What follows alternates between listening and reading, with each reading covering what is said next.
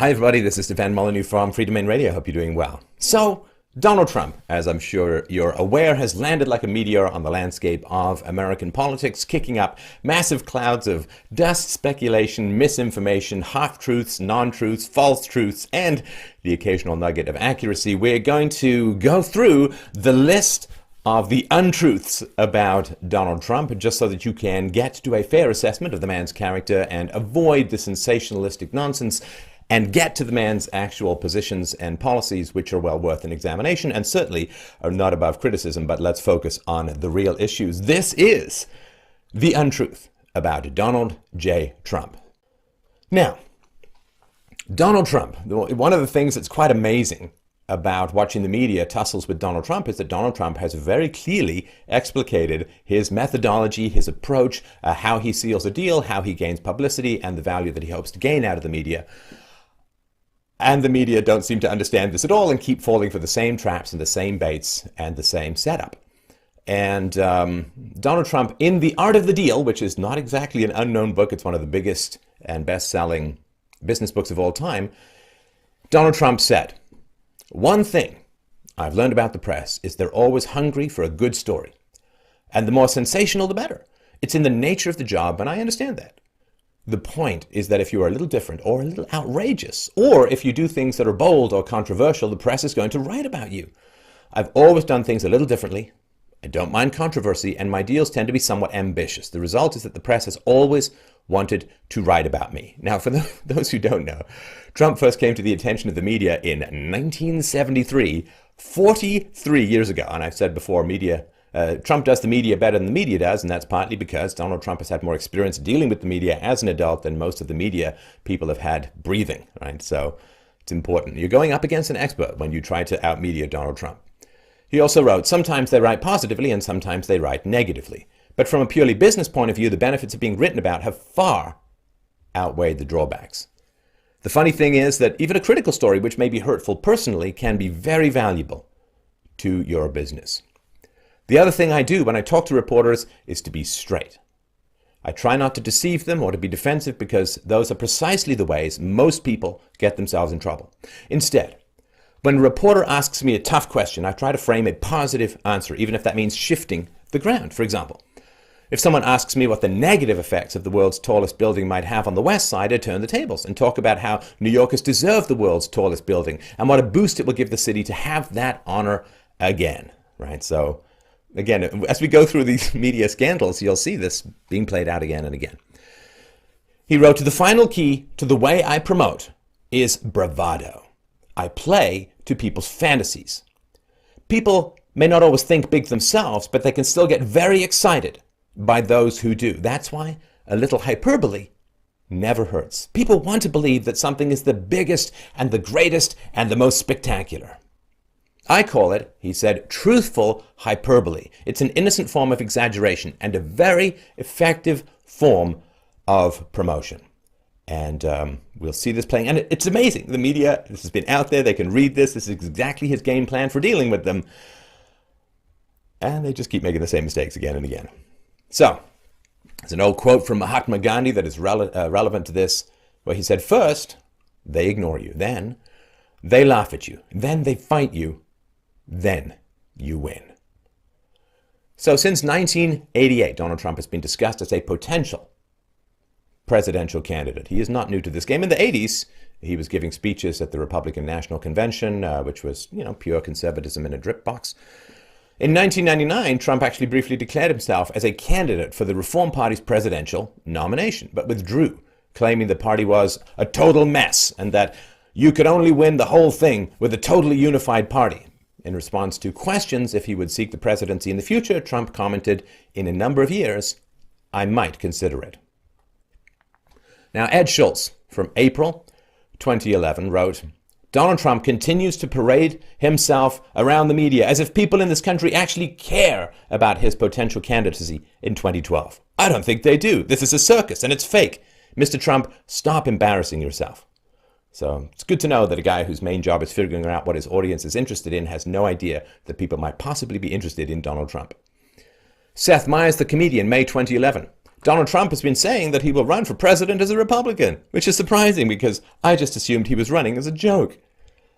George Will on Mitt Romney spending time with Donald Trump, May 2012. Quote, I don't understand the cost benefit here. The cost of appearing with this bloviating ignoramus is obvious, it seems to me. Donald Trump is redundant evidence that if your net worth is high enough, your IQ can be very low and you can still intrude into American politics. This idea that the barbarian is at the gates is kind of well played, particularly on the right. On May 17th, 2015, Trump said that he would make an announcement in June that would, quote, surprise a lot of people. This prompted a flood of comments from the mainstream media. Kyle Smith, New York Post, quote, stop pretending. Donald Trump is not running for president. The only people who want Donald Trump to run for the Republican presidential nomination are Democrats. Richard Cohen from the Washington Post, quote, if Donald Trump runs, other GOP candidates gain. Republican candidates better pray that Donald Trump gets fully into the race. He'll make everyone else look better. It's a fine prediction. I wonder how happy the Republican presidential candidates are that Donald Trump is leading them by double digits. Jonah Goldberg from the National Review, quote, if Trump is a tenth as brilliant as he says he is, there's a really clever scheme hiding amidst all of this juvenile whining like a shiny pony obscured by piles of manure. The thing is, I'm too dumb to see it. All I see is a guy who's been preening for attention with bogus talk about running for president for years, who's deeply offended that nobody believes him or cares anymore. Excellent prediction. Stephen F. Hayes, The Weekly Standard, clown show. No circling back in the media to apologize for being so wrong. On June 16th, 2015, Donald J. Trump announced his candidacy for president of the United States at the Trump Tower in New York City. But media pundits and politicos claimed that it was a publicity stunt and that he would never file his official declaration or financial forms. And a Navarro GOP strategist, GOP for those outside of America is the Grand Old Party, it's another name for the Republicans. Quote, he's going to be a distraction. I can tell you, I'm leading the Dump Trump movement. Trump's announcement was a rambling, ridiculous stream of consciousness. I can't treat it as a serious Republican platform, and I can't treat it as if it's coming from a serious Republican candidate. Simon Malloy from Salon, quote, there's still no actual reason to pay attention to Trump because he's not and never will be a serious contender for the presidency. But if he's going to pretend and we're not going to ignore him like we should, then let's at least devote our energies to educating the voting public in minute detail on just how incredibly stupid he really is. And this is the kind of stuff where the media is really excellent at driving away their core constituency. If people love Trump and you dump on Trump, well, people are going to stop consuming your media. David McIntosh, explaining why he's a former Republican congressman, quote, our view of Donald Trump is, yeah, he's a great entertainer. He's been a good developer, but he's not a serious candidate for president. Karl Rove, Fox News, quote, this guy's not a serious candidate. He had yet to file the one-page declaration of his candidacy with the FEC, it's the Federal Election Commission. He will delay filing his financial records, and mark my words, he will delay and ask for extensions as long as possible. Ignore him. Good job, Carl. Finger on the corpse of the nation.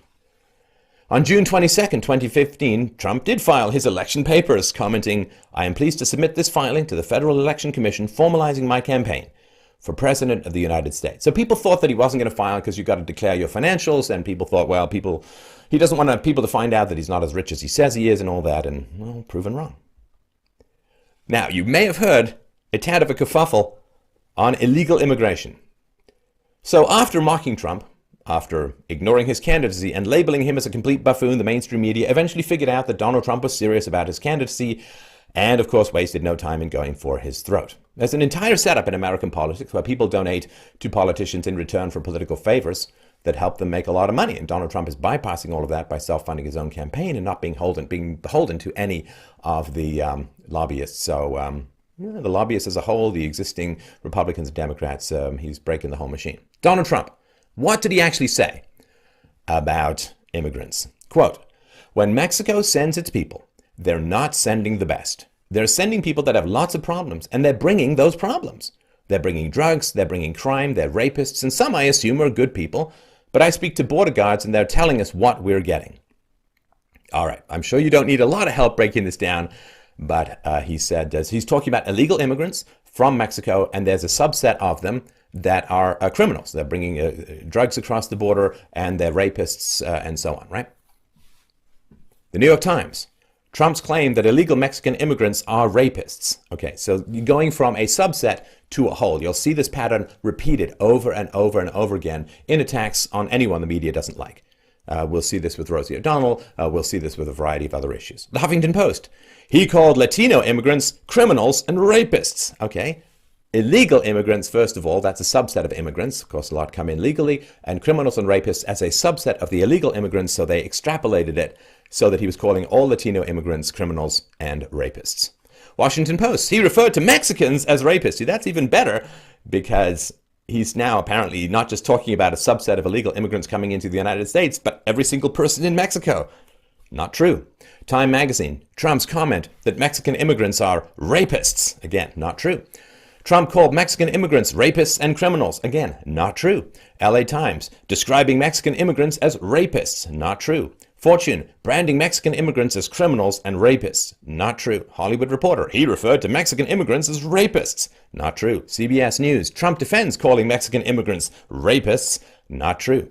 And again, the media, maybe there are older guys in the media who don't understand that there's YouTube or something, and so they don't know that people can go and get the real information, which widens their distrust in the mainstream media. When you see someone's comments mischaracterized in such an egregious way, you simply lose faith in the mainstream media because either they're not checking the source, in which case they're incredibly irresponsible, or they are, but they're not telling the truth about it, in which case they're not interested in informing you, they're interested in controlling the narrative and controlling you. Mitt Romney, I think he made a severe error in saying what he did about Mexican Americans, and that's not even close to the truth. You see, Mexican Americans, I would assume, are those who have immigrated to America and have become citizens, or at least landed immigrants. And so he's not talking about those at all. And so this is like even more of a miss. Jeb Bush said, to make these extraordinarily ugly kinds of comments is not reflective of the Republican Party. He's doing this. He's not a stupid guy, so I don't assume he thinks that every Mexican crossing the border is a rapist. He's doing this to inflame and incite and to draw attention, which seems to be the ongoing principle of his campaign. Of course, he didn't say every Mexican crossing the border is a rapist, because a lot of them are crossing the border perfectly legally. Rick Perry. Hey, did these glasses make me look smart yet? Donald Trump does not represent the Republican Party. I was offended by his remarks. To paint with that broad a brush, he's going to have to defend those remarks. I never will. Heaven spare us from people who are just offended. Marco Rubio, quote, Trump's comments are not just offensive and inaccurate, but also divisive.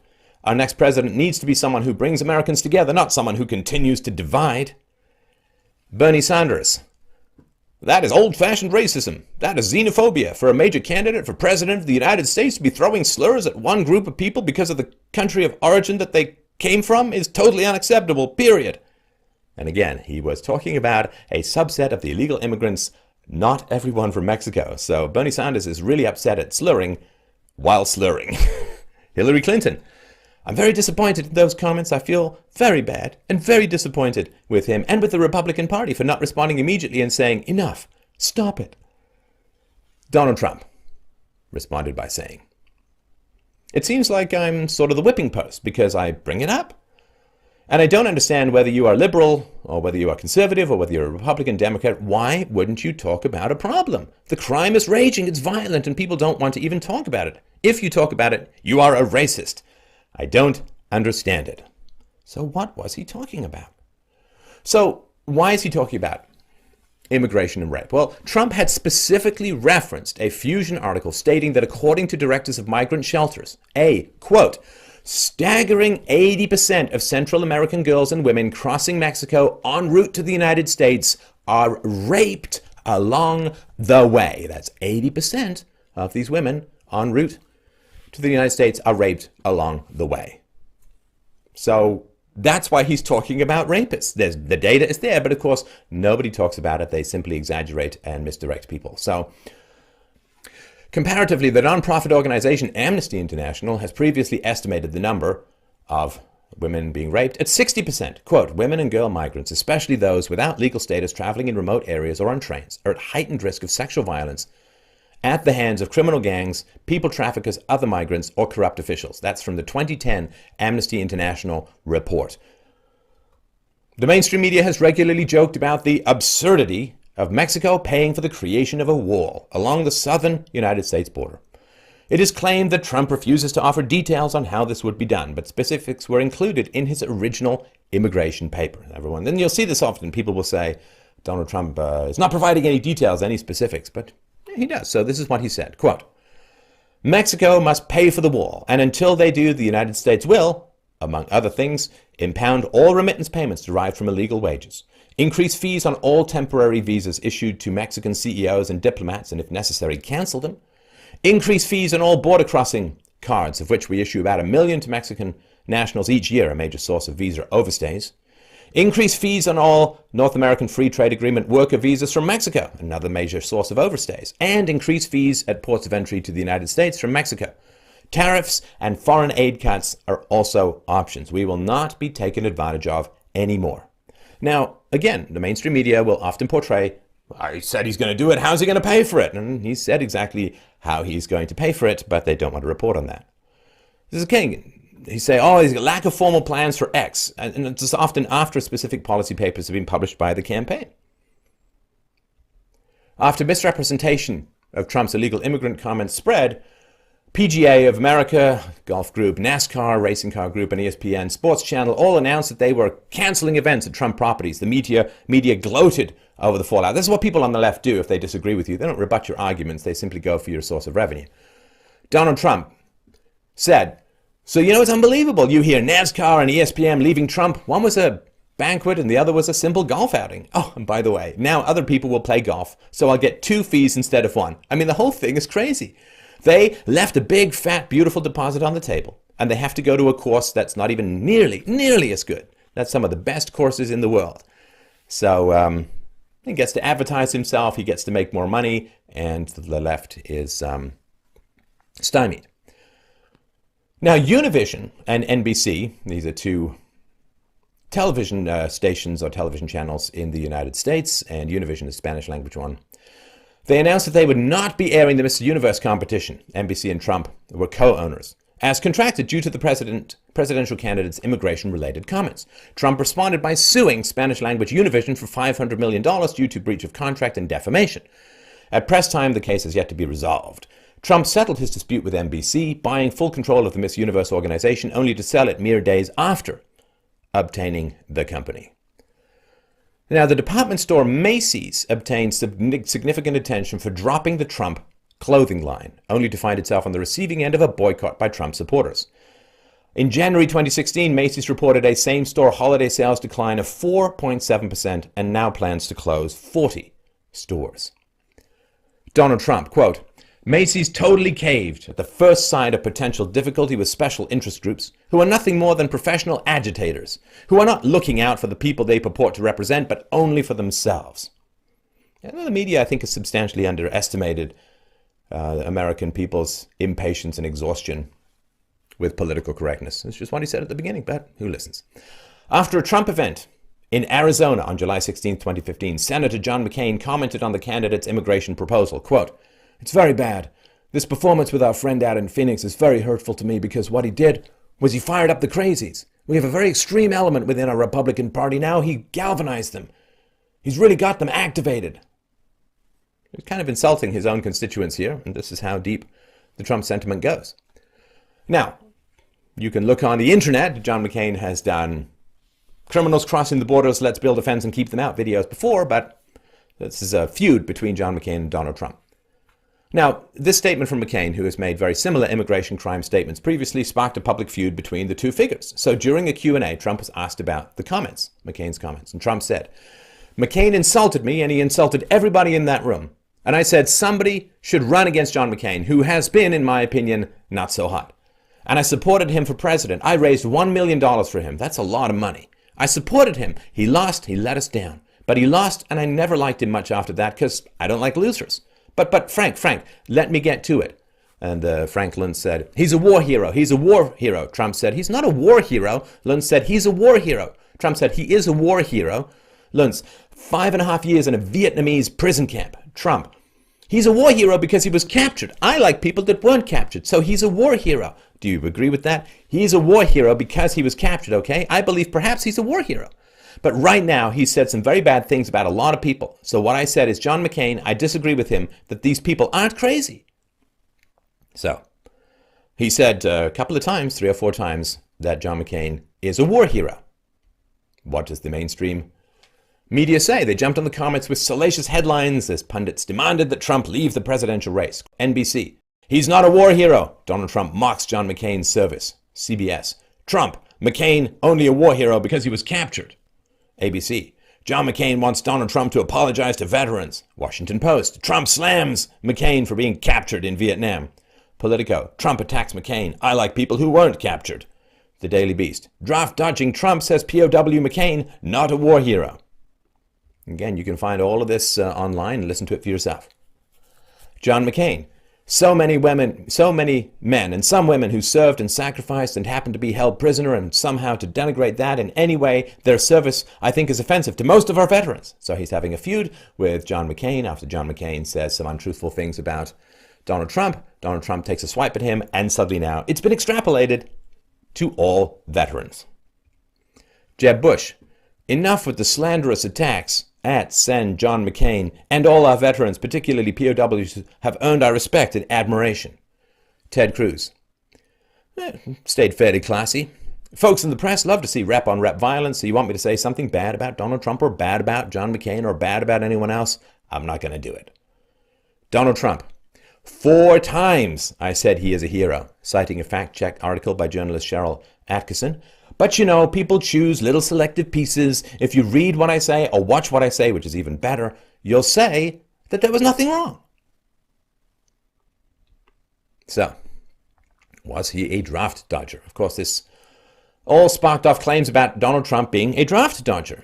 The New York Daily News, quote, photos show Donald Trump in military uniform with athletic teams before dodging the Vietnam draft with, quote, bullshit injury. Donald Trump, once a smiling teenage cadet at a military academy, dodged the Vietnam War with student deferments and a boo-boo on his foot, records show. Well, what are they talking about? Well, Trump biographer Wayne Barrett said, quote, I doubt it was a serious medical issue. Up to that time, he was an active athlete. It was bullshit. I never heard of any foot problem other than them being well placed in his mouth. Trump had, in fact, 4 student deferments, right? So if you were up for the Vietnam War, there was a draft, of course, and if you were in school, if you were in college, you got student deferments. Trump had 4 student deferments and a temporary medical disqualification for bone spurs in his foot, but was still entered into the draft, getting numbers 356 out of 365. His high number never got picked. So, of course, I'm sure what he did was he submitted his doctor's reports and x-rays to the Army, who said you can't serve. Then he ended up getting entered into the draft, which meant by definition he's not a draft dodger, and never got called. Pundit Fact, a site powered by PolitiFact.com, wrote, quote, to the best of our knowledge, no one has charged Trump with violating the Selective Service Law. His student deferments were routine, and unless someone has new information, there is no legal issue with his medical deferment, because they're actually, by saying he's a draft dodger and faked or falsified or exaggerated his medical injury, they're accusing Donald Trump of a crime, and this has never been proven. Trump campaign statement, quote, although he was not a fan of the Vietnam War, yet another disaster for our country, had his draft number been selected, he would have proudly served, and he is tremendously grateful to all those who did. The war on women. He's already warred against all Mexicans. He's already warred against all veterans, and now apparently he's warring against all women. And this is the standard media operation. Take a small thing that you say and blow it up to everyone to paint you as a bigot. On August 6th, 2015, Megyn Kelly, who is a personality at Fox News, ignited a discussion about Donald Trump and the war on women at the Fox News Republican debate. Megyn Kelly, quote, Mr. Trump, one of the things people love about you is you speak your mind and you don't use a politician's filter. However, that is not without its downsides, in particular when it comes to women. You've called women you don't like fat pigs, dogs, slobs, and disgusting animals. Donald Trump said, only Rosie O'Donnell, which got a good laughter, which we'll talk about in a moment. Kelly went on to say, for the record, it was well beyond Rosie O'Donnell, finger wag, finger wag. Trump, yeah, I'm sure it was. Kelly, your Twitter account has several disparaging comments about women's looks. You once told a contestant on Celebrity Apprentice it would be a pretty picture to see her on her knees. Does that sound to you like the temperament of a man we should elect as president? And how will you answer the charge from Hillary Clinton, who was likely to be the Democratic nominee, that you are part of the war on women?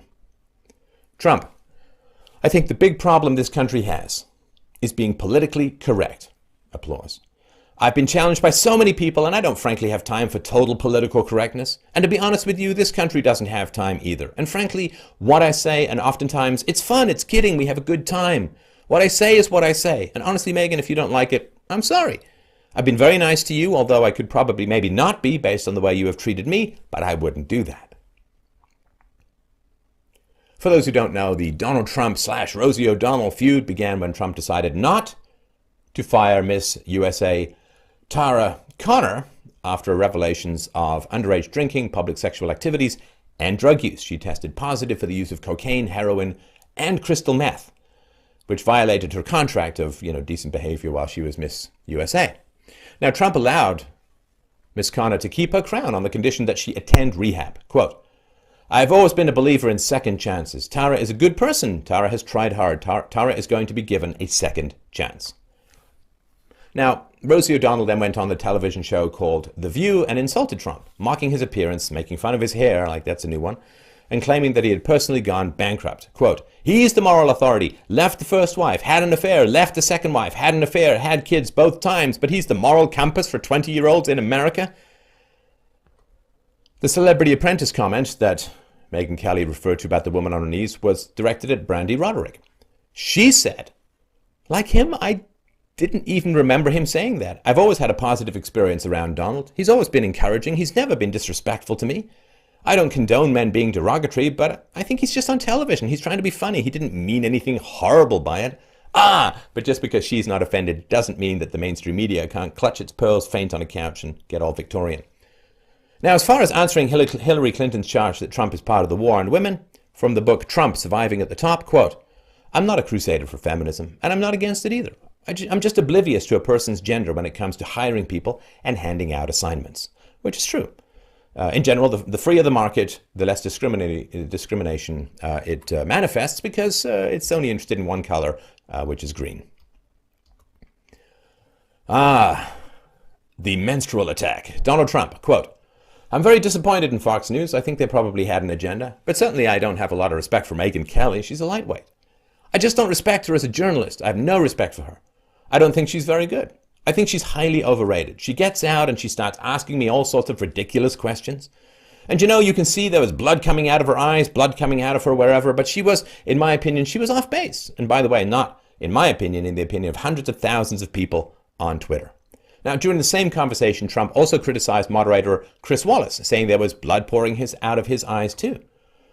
Now, of course, the media got all pearl clutchy and couch fainting and insinuated or directly stated that Trump was referring to her menstrual cycle.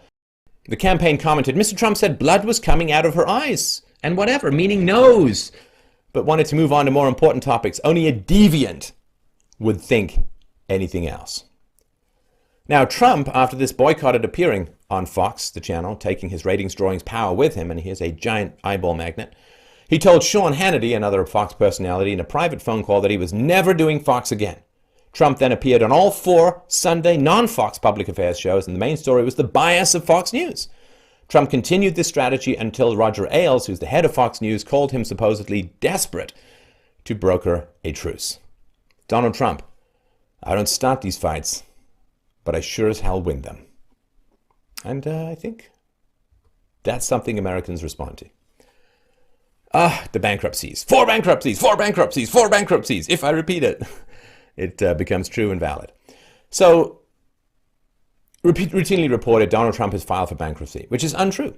He has, in fact, filed for 4 business bankruptcies, quite different from personal bankruptcies, all of which were centered around Atlantic City properties. Atlantic City was a gambling mecca until it wasn't. And Donald Trump, as he says, one of the first people to get out. Donald Trump said, out of hundreds of deals, hundreds, on 4 occasions, I've taken advantage of the laws of this country like other people. The difference is when somebody else uses those laws, nobody writes about it. When I use it, it's like, oh, Trump, Trump, Trump. So bankruptcy number 1, the Trump Taj Mahal in 1991. The casino was nearly $3 billion in debt, while Trump had racked up nearly $900 million in personal liabilities. Trump gave up half of his ownership stake, but retained control of the property. And the option, just by the by, the option to not declaring bankruptcy, which is where you put a shield around the property while you work things out with creditors, you can just shut the whole thing down and fire everyone. Would that have been preferable to people? Bankruptcy number 2, Trump Castle Associates, 1992. The Plaza Hotel in New York had accumulated $550 million in debt. Trump gave up half of his interest in the Trump Plaza Hotel in New York to Citibank, but retained his stake in Trump Plaza Hotel and Casino in Atlantic City, as well as the Trump Castle Casino Resort. Bankruptcy number 3, Trump Hotel and Casino Resorts in 2004. The company had accrued an estimated $1.8 billion in debt and shared $500 million related to the Atlantic City casinos and a riverboat casino in Indiana. Trump turned over majority control of the company to his bondholders, but remained the single largest shareholder. Number 4, Trump Entertainment Resorts 09. After the 2008 economic recession, Trump gave up on his Atlantic City properties, resigning from the board and giving up his remaining stake in the company. Donald Trump said, "I had the good sense, and I've gotten a lot of credit in the financial pages. 7 years ago, I left Atlantic City before it totally cratered. These lenders aren't babies. These are total killers. These are not the nice, sweet little people." One of the largest creditors in the first bankruptcy was financier Carl Icahn, who held $400 million in bonds. Backing up Trump's claim, it's just business, it's not personal, Icahn has not only endorsed Donald Trump for president, but agreed to be his Treasury Secretary if elected.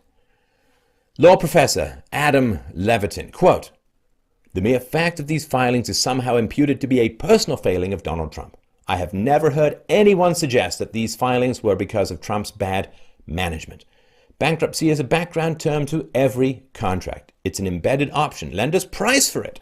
This is old news to bankruptcy scholars, even if it still shocks some people. No one should weep for his lenders having lost money. They were sophisticated parties who presumably priced for Trump's bankruptcy risk and had diversified portfolios. Frankly, Trump would be a fool if he hadn't filed for bankruptcy." So when you say he prices for it, it means that when you lend money to somebody who might go bankrupt, and the possibility, economic changes can occur, the winds can change and tastes can change. So when you lend money to someone, you build in the possibility of bankruptcy into the interest rate that you're charging. So they weren't taken to the cleaners. It's priced for. The Bible. The media asked Trump what his favorite Bible verse was, and he declined to answer, saying, "It's very personal. The Bible means a lot to me, but I don't want to get into specifics."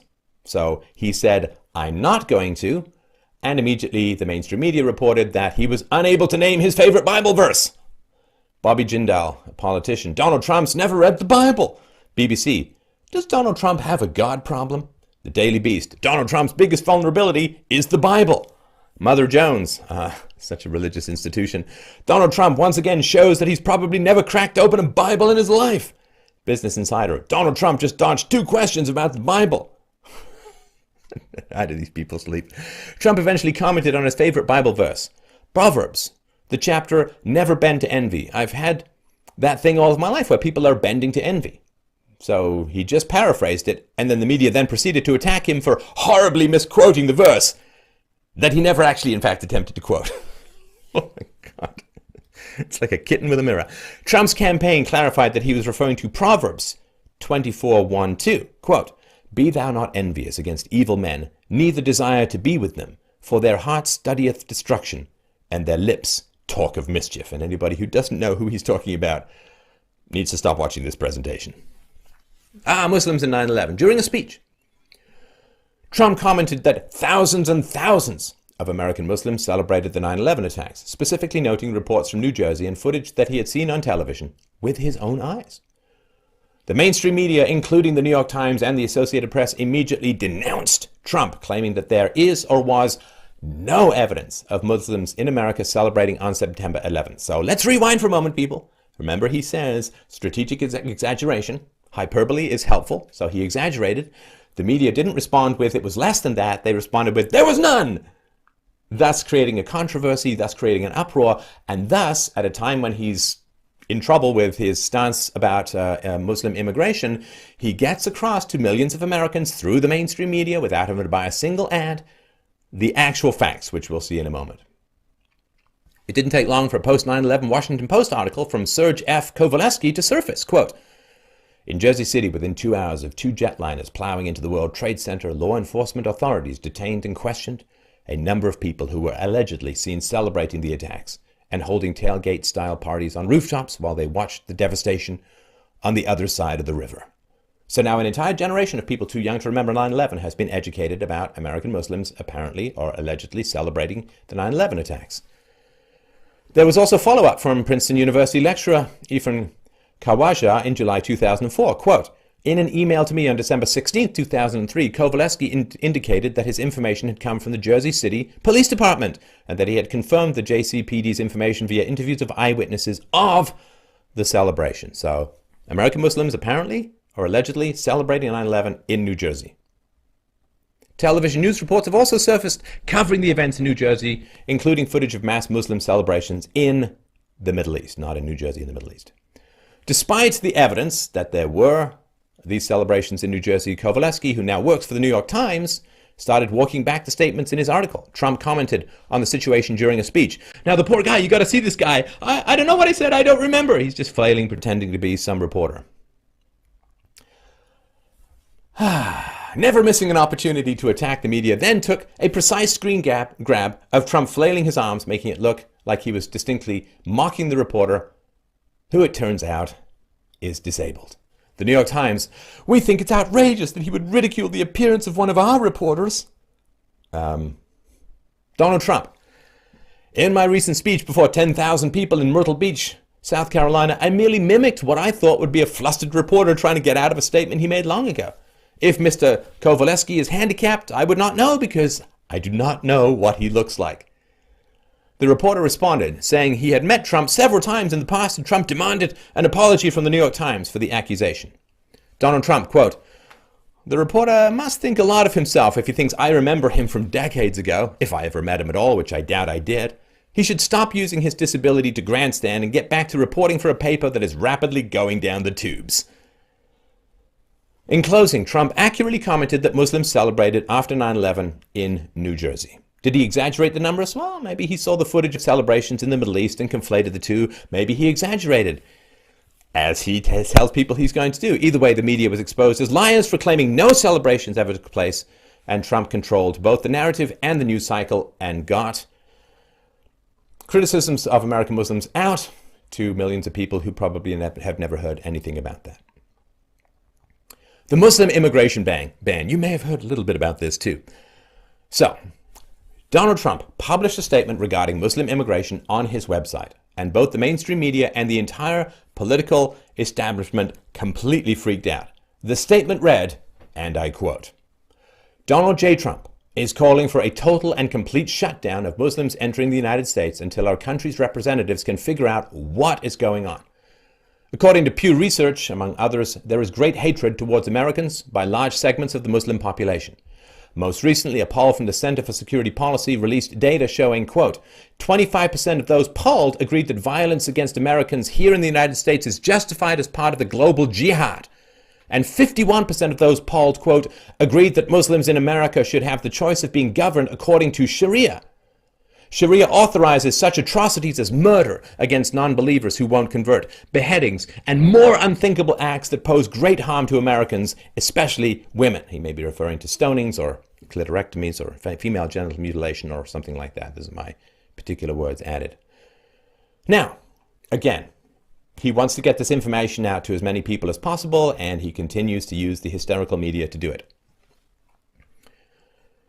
Quote, Mr. Trump stated, without looking at the various polling data, it is obvious to anybody. The hatred is beyond comprehension. Where this hatred comes from and why, we will have to determine. Until we are able to determine and understand this problem and the dangerous threat it poses, our country cannot be the victims of horrendous attacks by people that believe only in jihad and have no sense of reason or respect for human life. If I win the election for president, we are going to make America great again. Now, this, of course, came on the heels of a horrific attack by a jihadi husband and wife, Muslim extremists in San Bernardino.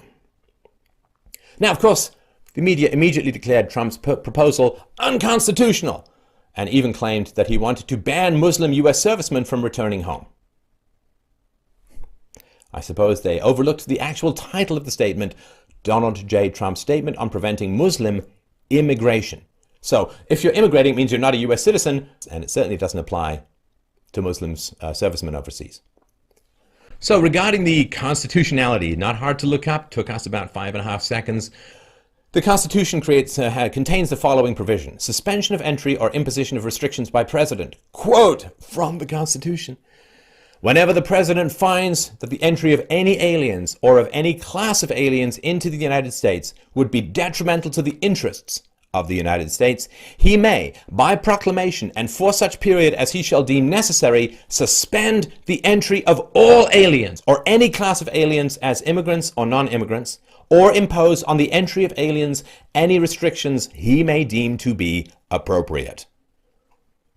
So again, the media shows their ignorance of the Constitution, knee-jerk reaction to Donald Trump, hysterical exaggeration, false claims, and so on, thus driving down people's respect for and trust in the media.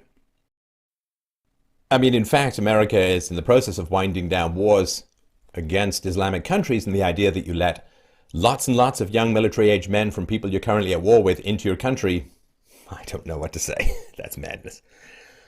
It was then claimed that Muslims would no longer assist U.S. authorities in searching for radicalized would-be terrorists. See, if we act negatively in any way toward Muslims, we'll stop getting the cooperation of the American Muslim community in finding terrorists. Well, apparently former U.S. counterterrorism agent rebutted that comment, noting that since 9/11, quote, we, the FBI, collectively have received nearly zero help from the Muslim community. He also added that the Muslim community leaders only, quote, give the air as if they are helping. And again, he gets all of this information out because the media overreacts, misrepresents his views, and then the facts come out, but the media helps broadcast it. He is scarily good at this.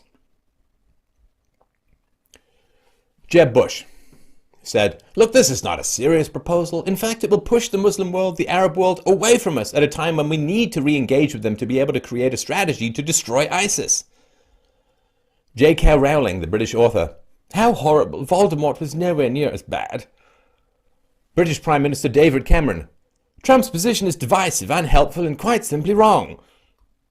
French Prime Minister Manuel Valls, Mr. Trump, like others, fuels hatred. Our only enemy is radical Islamism. So, France is attacked by radical Muslims, and they close the borders completely. But when Trump suggests it, apparently he's just fueling hatred. Oh, French people. The Obama White House said it disqualifies him from being president because he's using a constitutional power in the goal of protecting Americans. Hillary Clinton said, everyone realizes we need to tighten security. We have to do whatever it takes to keep our people safe. And a reporter asked her, does that include profiling?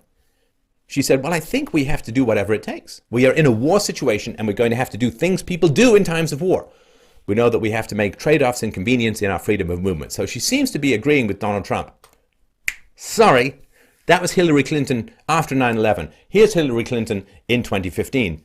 Enough of the shameful, dangerous anti-Muslim rhetoric from Republicans.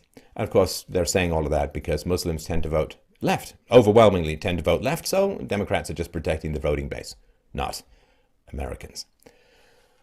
So, here's some nice bar graph. A question was asked, do you favor or oppose Donald Trump's proposal to temporarily ban Muslims who are not U.S. citizens from entering the United States until government officials can say with confidence they can identify those who are coming here to cause the country harm? That's a question that was asked. Do you support Donald Trump's plan? All voters, 50%, which you can see in yellow, supported the Trump plan. Among Republicans, it was 71%. Democrats really didn't like the idea at all. Only 25% of them approved of Donald Trump's plan. Although 20% of Democrats actually said they're going to vote for Trump, so I guess it would be those. Now, you may be wondering, what are the red bars? Well, the exact same question was asked again, but Donald Trump's name was removed. So it was just put forward as a plan without Donald Trump's name attached. All voters went from 50 to 55%. Republicans went from 71 to 72%. Democrats, 25% approval, removed Donald Trump's name, and they loved the plan at a rate of 45%, nearly double. That's the power of the Trump brand. People will agree with you on the left, unless they think it comes from Donald Trump, in which case, oh, it's just wrong and bad. Does he want a Muslim database? Let's find out. On November 20th, 2015, the media was aghast when Donald Trump endorsed the idea of registering all Muslims in the United States with the government. Except he never did any such thing or said any such thing. Now, if you watch Trump at all, his stock answer to random questions is, we're going to have to look at that. Of course, he doesn't say yes and he doesn't say no, because things change and you need to not be boxed in later. A Yahoo! Exclamation mark, and it's the exclamation mark that lets you know how serious they are. A Yahoo reporter asked Trump something about require registering Muslims in a database or giving them a form of special identification that noted their religion. Trump didn't say yes or no and responded with his usual stock answer. We're going to have to look at a lot of things very closely. We're going to have to look at the mosques. We're going to have to look very, very carefully. However, the reporter reports it as, he wouldn't rule it out. Now, Trump is asked a series of other questions by reporters, and they continue to construct the narrative. Trump was asked about tracking Muslims, and he responded in the context of tracking Muslim Syrian refugees and building a border fence. So he was not talking about all Muslims, really focused on tracking Muslim Syrian refugees. The story grows as the media ascribed his comments to all American Muslims, even though he never said anything even remotely approximating such a statement. How is it all reported? New York Times.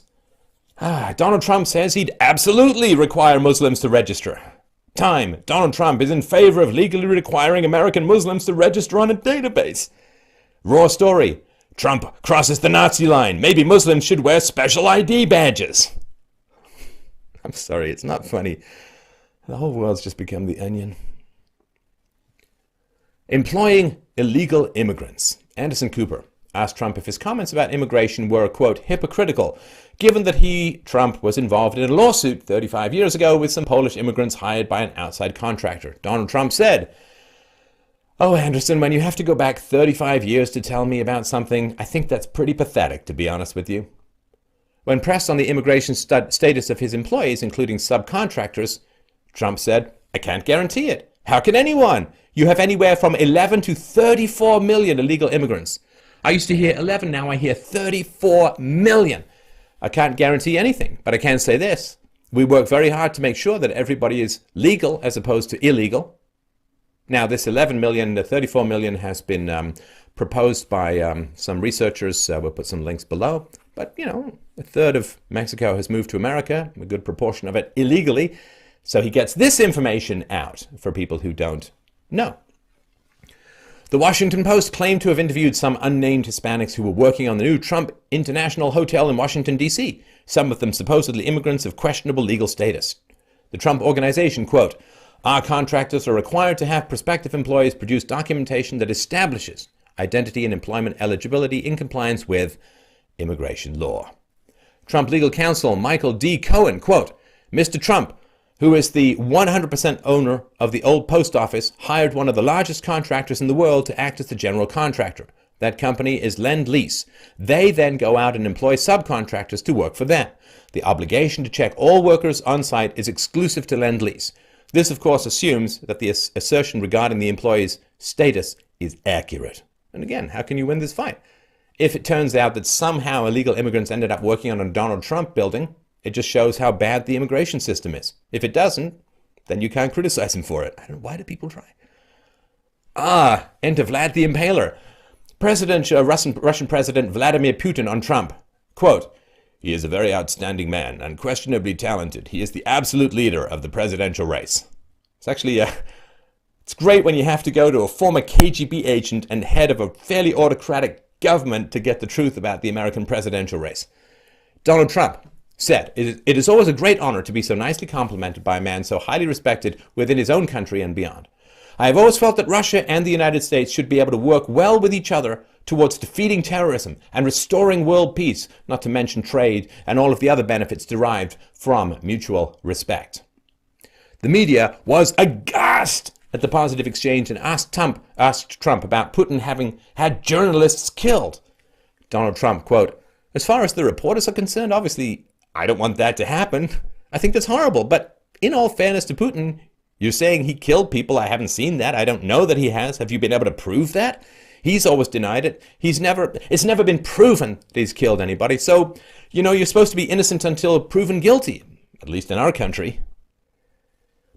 If you've been paying attention, I think you already know how this is reported in the mainstream media. CBS. Donald Trump defends Putin's record on killing journalists. Sorry. Terrible. Time. Trump brushes off Putin's alleged killing of journalists. Washington Times. Donald Trump says Vladimir Putin might kill journalists, but at least he's a leader. USA Today. Trump all but defends Putin on claims that he kills reporters. I don't know about the mind of Donald Trump. I could see being tempted. Just a joke. Trump was attacked for being anti-Semitic for a speech he gave to a room full of Jewish businessmen. The following are excerpts from a Salon article. Donald Trump just delivered an anti-Semitic speech to the Republican Jewish coalition. He said, stupidly, you want to give me money, he began. But he added that, quote, you're not going to support me because I don't want your money, suggesting that Jews are unwilling to back people whose purse strings they can't control, a classic anti-Semitic trope. I don't get that. He said, I'm a negotiator like you folks, he said while discussing what he considers to be the failures of the recent nuclear deal struck with Iran. Is there anyone in this room who doesn't negotiate deals? He later asked. Probably more than any room I've ever spoken, because it's full of Jews. The Anti-Defamation League said, quote, after having carefully reviewed the speech, we do not believe that it was Donald Trump's intention to evoke anti-Semitic stereotypes. He's made similar comments about spending his own money on the campaign and not asking for money from donors to many other groups. It's not about them being Jewish. I mean, it's Jewish businessmen, yes, okay, it's a bit of a trope, but it's statistically not way off the base. If he's so anti-Semitic, well, I check out his lawyer's name.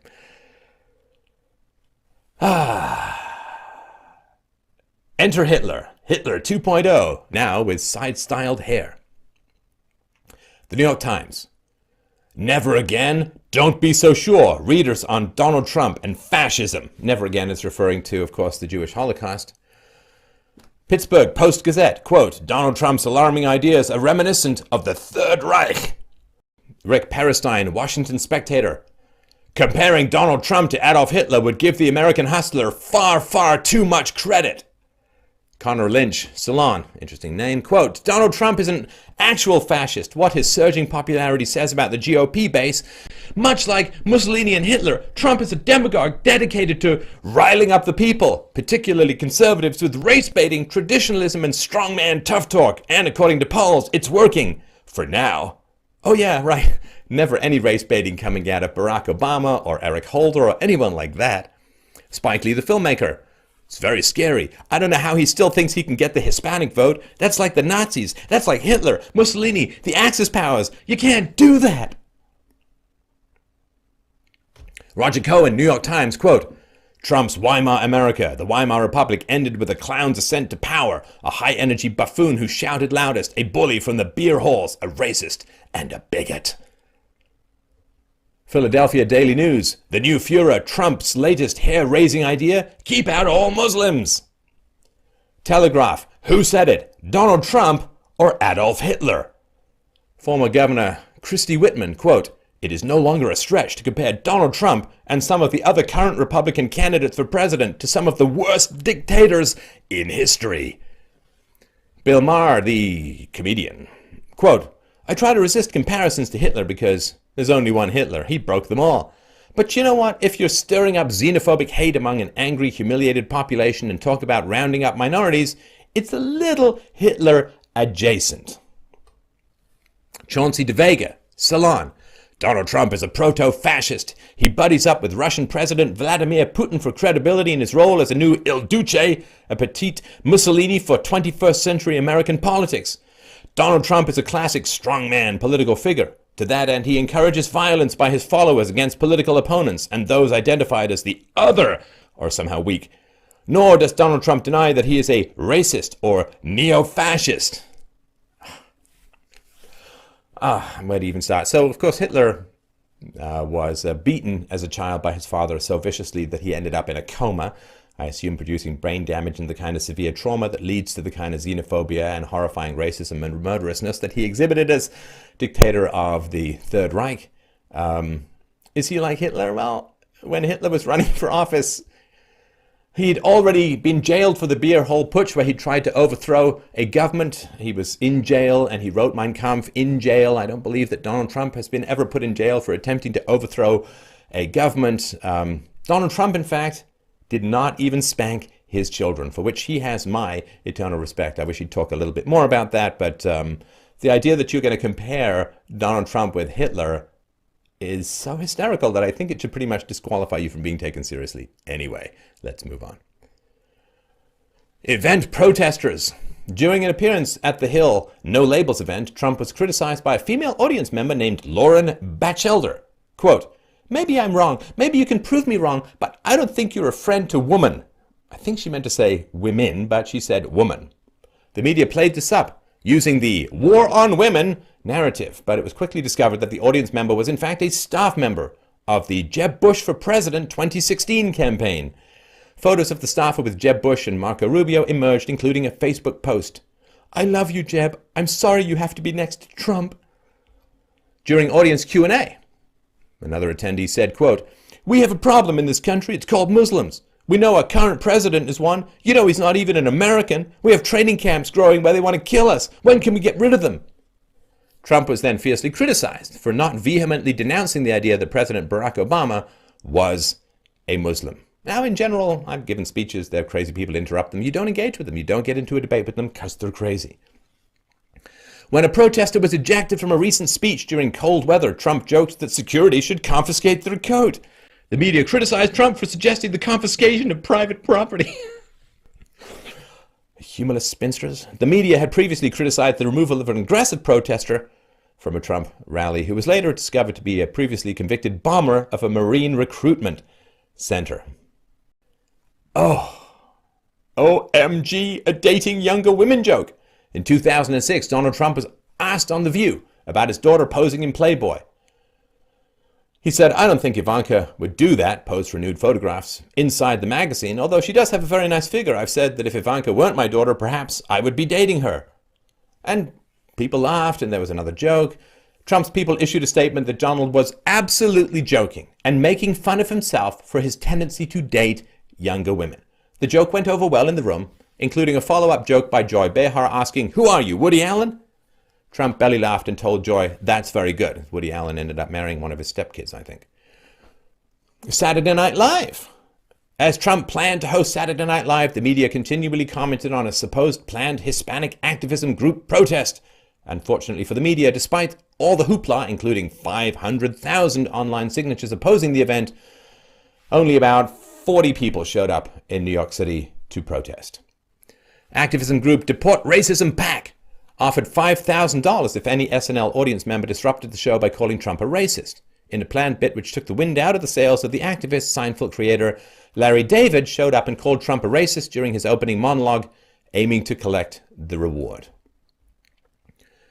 Salon said, SNL's Donald Trump train wreck, welcoming a racist megalomaniac under the guise of edgy humor, blew up in the show's face. They're gonna lose big bad time, say I, adding to the quote. Apparently blowing up in the show's face involves giving Saturday Night Live its biggest overnight rating since early 2012. You say what you want about Donald Trump, he certainly does deliver the eyeballs. The Trump is an idiot claim, 6,745. Yes, we've been counting. The media attacked Trump's business confidence by claiming he could have been even richer if he did nothing and invested the inheritance from his father into a mutual fund of S&P 500 stocks. The Beam said, Bloomberg puts Trump's current net worth at $2.9 billion. If Trump had just put his father's money in a mutual fund that tracked the S&P 500 and spent his career finger painting, he'd have $8 billion. There are a number of pretty obvious and simple inaccuracies in these statements, including the amount of his inheritance. It's all speculative. When Trump received his inheritance, Trump's father died in 1999. This article calculates from 1974. That's quite a long time before his father died. His current net worth, Trump's current net worth is incorrect, and the fact that Trump's inheritance was actually a portion of the business that Trump had run for close to a decade. That's not liquidable easily. It's grossly misleading to say that Trump was gifted money from his rich father, given the business relationship. Donald apparently isn't rich enough. The media also circulated the claim that Donald Trump isn't rich enough to afford, quote, the $1.5 billion or more it's expected to cost him to reach the White House in 2016. Okay, so His net worth is $10 billion, which is more than $1.5 billion. But also, this is a speculation that Trump is going to run a traditional campaign, which is certainly not indicated by past behavior. He's way under budget as far as it goes already. So, and also, what the media is doing by circulating this information is reminding the American public that some politician has to raise $1.5 billion to get into the White House, which means $1.5 billion of favors owed to people, at least the people who've donated directly, which is part of the corruption that Donald Trump complains about. So again, are they hurting him? I think not. Now, Jeb Bush got very, very upset. Very upset. Donald Trump supported comments about Jeb Bush's immigration position to the effect of, he said, if my wife were from Mexico, I think I would have a soft spot for people from Mexico. This is what Donald Trump supported these comments. So, Jeb Bush said, to subject my wife into the middle of a raucous political conversation was completely inappropriate, and I hope you apologize for that, Donald. Donald Trump, no, I won't do that, because I've said nothing wrong. So, Jeb Bush, really, really upset that Donald Trump might support comments to the effect that if his wife was from Mexico, that he thinks Jeb would have a soft spot for people from Mexico. Apparently that's just really, really bad. Now, in the opening lines of Jeb Bush's 2013 book, Immigration Wars, Jeb Bush admitted that his wife, Columba, had in fact shaped his views on immigration. Within the first 2 sentences of Jeb Bush's book, quote, immigration to me is personal. It means my wife and my family. 2 paragraphs later, thanks to my wife, I became bicultural and bilingual, and my life is better because of it. For the first time in my life, I learned what the immigrant experience was, and I grew to appreciate her desire to learn English and embrace American values while still retaining her love for the traditions of Mexico. Man, it takes a special kind of chutzpah to attack someone for restating what you stated in a book a few years ago. Amazing. Gun control in Paris. Trump received criticism for suggesting that the Paris terrorist attack would have been different if the victims had guns. Donald Trump, you had hundreds of people in those rooms, especially in the big dance room. Paris and France have probably the toughest gun laws in the world. We have tough gun laws here in some places, and by the way, they're usually the places that have the biggest problems. Out of all of those 500, 600, 700, 800 people, there wasn't one gunman. The only one that had the gun were the thugs, were the stupid people, were the losers. So they killed almost 150 people. If they had some guns in that room, they would have been so much better off, and it would have been a much, much different result. French Ambassador Gérard Araud, this message is repugnant in its lack of any human decency, vulture. Yeah, terrible that he wants fewer French people shot by terrorists. Bastard. Don't trust Donald Trump with the nuclear codes. An entire conversation in a Republican debate was based around, would you trust Donald Trump with access to nuclear weapons? This discussion had occurred previously and continued in the media. George Will said, since we are at the end of this going to elect a president, people will have to say, do we really want to give nuclear weapons to Donald Trump? At which point, I think things change. When it comes to Republican candidates, it turns out that the voters do trust Trump. Asked about handing over the nation's nuclear weapons to Trump, 34% of Republicans said they would trust Trump, trailing only Ben Carson at 39%. ISIS recruitment videos. Hillary Clinton made the claim that Donald Trump's comments were being used in ISIS recruitment videos, but there was a problem. No such video actually existed. The lie was so broad that even the left-leaning PolitiFact and the Associated Press refuted her statement. Now, it's not the first time that Hillary got in trouble for blaming a video for a problem. Benghazi. Oddly enough, though, a recent ISIS recruitment video was found containing Hillary's husband, Bill Clinton, calling him a fornicator. It's a pretty nice way of putting it. After Clinton's comments, ISIS did eventually create a video featuring Donald Trump, and if she was treated like Trump in the media, the headlines would read, Clinton aids ISIS recruitment. Does he want to close down the internet? Donald Trump commented on using the brightest minds in information technology to stop ISIS from using the internet as a recruitment tool. Quote, I'm not talking about closing the internet, I'm talking about closing parts of the internet where ISIS is. Donald Trump, quote, "We have to go see Bill Gates and a lot of different people that really understand what's happening. We have to talk to them about maybe in certain areas closing that internet up in some way." Somebody will say, "Oh, freedom of speech, freedom of speech." These are foolish people. We have a lot of foolish people. Trump suggesting that steps be taken to disable ISIS's internal communications from the Middle East was reported as if he wanted to shut down the entire internet, including domestically, which was never suggested or proposed. While being followed around by a Rolling Stone reporter, Trump said at one point, this is a private conversation, "Look at that face," referring to Carly Fiorina. "Would anyone vote for that? Can you imagine that? The face of our next president? I mean, she's a woman and I'm not supposed to say bad things, but really, folks, come on. Are we serious?" Trump later commented, "I'm talking about her persona. Her persona is not going to be, she's not going to be president. And what she's saying about my hair, I know that's okay and you won't defend me." In 2010, Carly Fiorina was also caught criticizing her opponent, Senator Barbara Boxer's hair, into an open microphone. She said, "God, what is that hair?" followed by a long laugh and the comment, "So yesterday."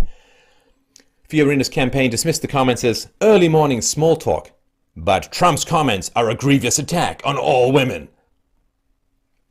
Hillary got schlonged. Donald Trump was attacked as a sexist misogynist for saying she was favored to win against Obama in 2008 and she got schlonged. She lost.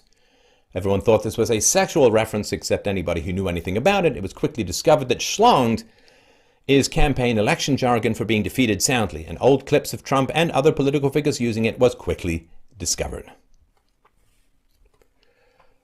After the Paris terrorist attack, Trump was also attacked for comments about the family of ISIS terrorists. Quote, "We're fighting a very politically correct war. And the other thing with the terrorists, you have to take out their families. When you get these terrorists, you have to take out their families. They care about their lives. Don't kid yourselves. They say they don't care about their lives, but you have to take out their families." Now, the wife of one of the Paris terrorist attackers wrote, quote, "I encouraged my husband to leave in order to terrorize the people of France, who have so much blood on their hands. I'm so proud of my husband. And to boast about his virtue, ah la la, I am so happy. As long as you continue to offend Islam and Muslims, you will be potential targets, and not just cops and Jews, but everyone." Where do the terrorists come from? Somebody raises them. George W. Bush kept us safe. As Jeb Bush made comments about how his brother kept us safe, Trump was criticized for pointing out that George W. Bush was president at the time of the September 11th, 2001 terrorist attacks. Donald Trump. When you talk about George Bush, I mean, say what you want. The World Trade Center came down during his time. He was president. Okay, blame him or don't blame him, but he was president. The World Trade Center came down during his reign. A little tough to avoid the facts of that. Jeb Bush. How pathetic for @real Donald Trump to criticize the president for 9/11. We were attacked and my brother kept us safe. Trump. Jeb, why did your brother attack and destabilize the Middle East by attacking Iraq when there were no weapons of mass destruction? Bad info? Ah, yes. Also, apparently, he's a rapist in what was a new low even for the media. The Daily Beast wrote a story claiming that Donald Trump had raped his ex-wife, Ivana Trump. The accusation emerged from speculation in the 1993 book, The Last Tycoon, The Many Lives of Donald J. Trump, by Harry Hurt. Ivana Trump, quote, "I've recently read some comments attributed to me from nearly 30 years ago, at a time of very high tension during my divorce from Donald. The story is totally without merit. Donald and I are the best of friends and together have raised 3 children that we love and are very proud of. I have nothing but fondness for Donald and I wish him the best of luck on his campaign. Incidentally, I think he would make an incredible president." Deportation Force. Trump has also been slammed for commenting about having a deportation force for people in the country illegally. The media slammed this idea, but apparently they don't know what U.S. Immigration and Customs Enforcement, ICE, already does, which is round people up who are there illegally and deport them. You know the way that the cops will round you up if you don't pay your taxes and drag you off to jail? That's kind of how it works. So people who don't know that laws are opinions with guns are a little confused when people talk about enforcing laws. Violence is bad. That's what law is. Ted Cruz noted that he does not support the deportation force proposed by Donald Trump, noting that, quote, "We have an enforcement force. It's called Border Patrol, and it's called Immigration and Customs Enforcement. So it's a different label. So I don't support the different label for the same thing." Got it. The Donald Trump is a Hillary Clinton plant conspiracy. John Funn from the National Review, quote, "Just maybe Donald Trump is a double agent for the left. He is nearly a cartoon version of what a comedian such as Stephen Colbert considers a conservative, the kind of conservative Colbert played on Comedy Central until this year. He reinforces all the left's negative stereotypes of conservatives as ignorant blowhards." Campaign finance hypocrisy. The New York Times claims, quote, "Trump is no longer self-financing his campaign. After being, quote, inundated with $5 or $10 donations from supporters who want to help, the campaign started accepting small donations from supporters, none from lobbyists." Donald Trump said, "Look, I know the lobbyists want something. I've been doing this all my life. I've been a very big contributor to many, many people on all sides for many, many years. I don't want lobbyists. I don't want special interests. I would take contributions. I actually like the idea of investing in a campaign, but it has to be no strings attached." Now, Trump and Bernie Sanders are the only candidates not affiliated with massive super PACs or political action committees, and this is just another attempt to smear Trump, who is clearly self-funding the vast majority of his campaign. And, you know, if people want to send you money, rejecting their money might make them upset, so it's a balance. The peril of making a joke in public. Oprah Winfrey. During an interview, Trump was asked about his relationship with Oprah Winfrey and if she would make a good vice presidential candidate for his ticket. Trump responded by praising Oprah before saying tongue-in-cheek that she would make a great running mate. The media reported Trump's friendly comments as factual political news and the absurdity of the Trump campaign. I'm Donald J. Batman. At the Iowa State Fair, Trump used his personal helicopter to give free rides to a select group of children. Want to be a nice guy? Don't do it in America, if you're on the right. During one of the rides, one child asked, "Mr. Trump, are you Batman?" Trump responded, "I am Batman." And everybody had a good laugh, except for the media, which attacked him for it. Huffington Post. "Now some poor kid thinks Donald Trump is Batman." Andrea Romano from Mashable, quote, "You can't just tell kids you're Batman. Donald Trump..." Now, it's totally possible that Trump was joking around, but considering his lavish Bruce Waynean lifestyle, it's not too far-fetched to believe he might believe he is the Dark Knight. Well, to be fair, at the time of this publication, Free Domain Radio is unable to confirm or deny whether Donald J. Trump is in fact Batman. So, we stopped. we ran out of a carpal tunnel from typing. 43 years of misrepresentations. People say, "Oh, but he's not a conservative." Well, he's endorsed by Phyllis Schlafly and Ann Coulter, two women considered to be, fairly deep into the conservative trenches. He gave a speech at the RNC in the 80s, all conservative stuff. The important thing, the big lesson here, please, people, don't let people tell you what to think or feel. Don't let me do it. Don't let anyone else do it. And in particular, don't let the mainstream media do it. They're not trying to inform you. They're trying to control you.